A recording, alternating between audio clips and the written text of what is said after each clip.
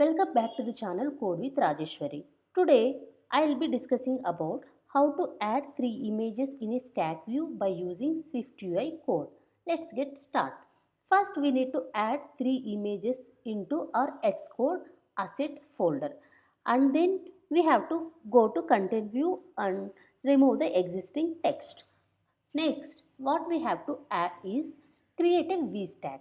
I am going to add a VStack here and creating an image inside a VStack. And then in the same way, we have to add 3 images inside a VStack. I am going to add the first image here with the aspect ratio as fit so that it will fit into our screen. And same thing I am just copy pasting with changing the image names. That's it. We are ready to see the stack view. Let's let run and see how it will show.